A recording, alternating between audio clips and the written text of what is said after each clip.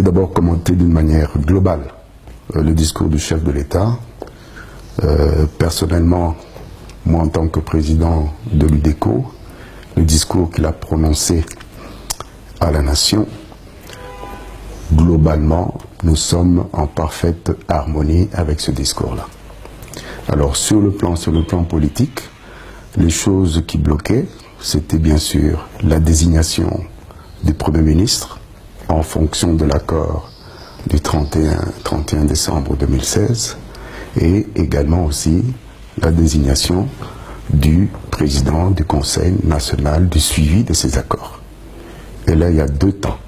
Le premier temps, c'est le Premier ministre, sa désignation. Il a fait appel au rassemblement de pouvoir harmoniser leurs listes et de pouvoir présenter des listes telles que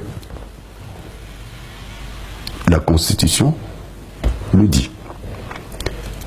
Dans ce cas-là, on peut avoir un Premier ministre qui serait nommé en déant les 48 heures, avec un profil et une compétence qui est avérée et qui permet à ce qu'on puisse avoir un gouvernement, un chef de gouvernement qui va diriger le gouvernement et prendre les mesures économiques nécessaires pour renverser la tendance conjoncturelle qui pose problème aujourd'hui. Et sur le plan économique, le chef de l'État a insisté sur l'appui aux petites et moyennes entreprises, et j'ajouterais, il l'a dit, aux petites et moyennes industries, parce qu'il faut industrialiser. Nous, à l'UDECO, nous parlons de produire localement, de transformer localement et de consommer localement ce que nous produisons. Donc la production devient un enjeu extrêmement important pour pouvoir faire face à la stabilité de la monnaie et pouvoir faire face à la perte du pouvoir d'achat que notre population connaît aujourd'hui.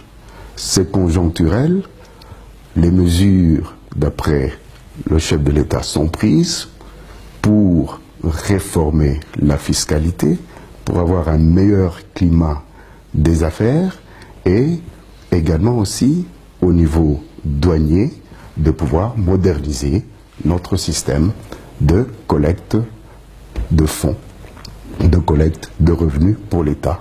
Alors à ce moment-là, on pourra faire face aux problèmes qui nous sont posés aujourd'hui.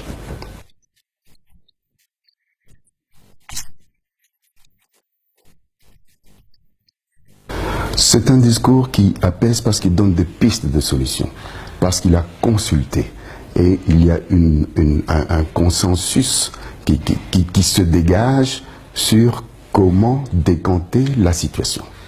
En ce qui concerne par exemple les fonctionnaires, il n'a pas dit non, il a dit qu'on allait traiter leurs problèmes de manière progressive.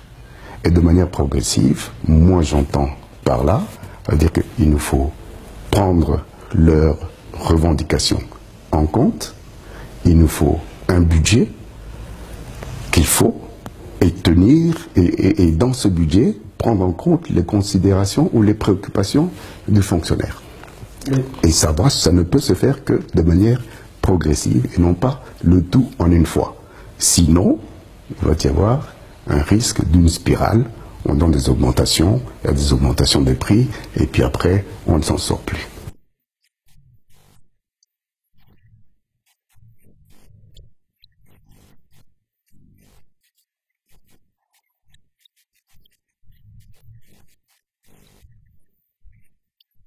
En tout cas, nous sommes sur le terrain. Nous venons d'une tournée, une grande tournée, une longue tournée, et nous avons vu des réalités économiques de développement qui se posent dans la province du Olomami, dans la province du Haut-Katanga, où j'ai fait cette tournée-là. Il faut absolument être prêt. Moi-même, je suis parti me faire enrôler.